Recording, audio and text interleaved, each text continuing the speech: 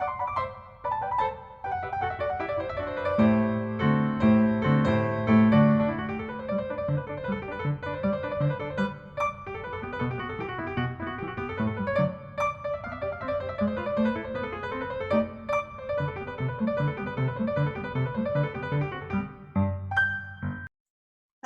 I'm Elaine Smith, the Artistic Director of the Clamour Theater Company.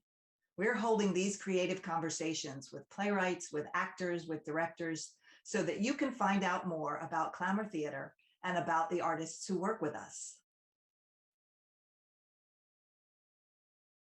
Hi, welcome to this edition of a Clamour Creative Conversation. Today, we are talking with Donna Hoke, a playwright whose play Finding Neil Patrick Harris will be presented in a developmental Zoom reading by Clamour on April 30th of this month.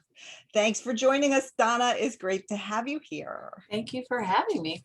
So why don't you please introduce yourself to our viewers a little, tell us a little bit about yourself, your bio, anything you'd like us to know. I'm a playwright living in Western New York, which is Buffalo area region, Buffalo, Rochester. I've been a playwright since 2008. I wrote my first play in 2008, had my first production in 2010, and have just not stopped writing since. And have gotten very involved in the playwriting community, advocacy, blogging, Dramatist Guild, etc. Okay, great. And tell us a little bit about the play that we're doing later this month, Finding Neil Patrick Harris. Yeah, this play, in the beginning of the pandemic, I had sort of been toying around with the idea of this play for a while because I had three actors in mind, two in particular, two women, older women who were really, really funny and very differently funny.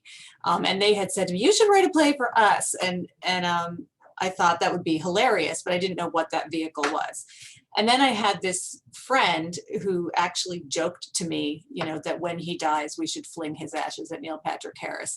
So in combining those, I kind of got the idea to send these two women on kind of a buddy quest to fulfill that wish for him. But I didn't know where that was going to go. I just thought it was a funny idea. And I kind of wrote the first scene of them and then left it aside for a long time because I was working on other things and would go back and read it and go, yeah, this could be funny, but still didn't know what I was doing with it.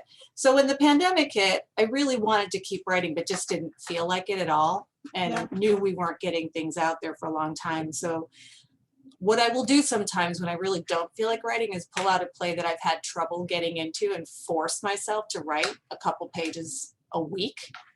And that's what I did with this one. And then I also decided to put it on my blog and share the progress and also share the process, because I thought, like in the beginning, that was a way to still get work out and to share it with people. And people always seem so interested in process. So little by little, week by week, I finished it on my blog, and it's undergone revision since then, but that's kind of how it came to be. Great.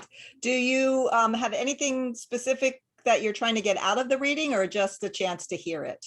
Well, I'm really looking forward to hearing it with different actors, because the only ones I've heard read it are the ones that I had in mind. Yeah. So of course it's coming back to me exactly as I envisioned it, because it's those voices. So I'm really curious to hear how other people will interpret it. Will I still think it's funny? If they aren't reading it, will other people think it's funny? Okay, great. Do you have a favorite play of your own, produced or unproduced? God, they all have such different experiences. I think my favorite unproduced play is Brilliant Works of Art. It was on the Kilroy's list. It's had a gazillion readings. It had a near production when it won a thing, but then it's like, oh, like now we don't have money and you're getting a reading. It was supposed to get a production at $1,000 and I got like $250 in a reading. So it's never been produced, and I don't know if it ever will be at this point, and I really do like it. It's gotten so many readings and people are like, this is great, and it generates such a great talk back, but the word I get is that it's too risky for subscribers. So, okay. And as far as produced plays, I think my best production experience was a commission that I got to write a play in which the Buffalo Bills win the Super Bowl, from an expat who lives in the San Jose area in California.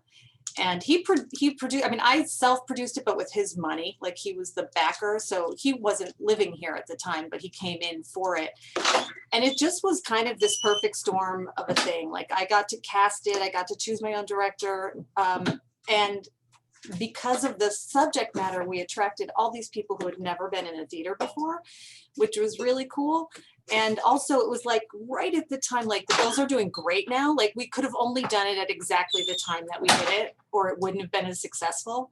And it just was a fantastic experience. The only drawback was that he didn't really know theater. And when he booked the theater, he kind of hamstrung us into like this very tight 11-day schedule. So we ran it 14 times in 11 days, but it was really just catching on. It would have been nice if we had a longer run. But like as far as experiences, it was just so much fun, and the energy of it was amazing. And yeah, so Cool. that was probably my best production experience. Okay. Are both of those plays on the New Play Exchange?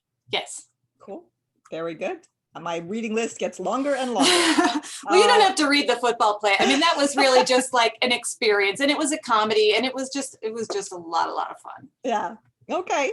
Well, okay. One of the questions I tend to ask in these interviews is, okay, now we've talked about your favorite plays of your own. What are 3 favorite plays that you've seen or read by other authors, and what do you like about them?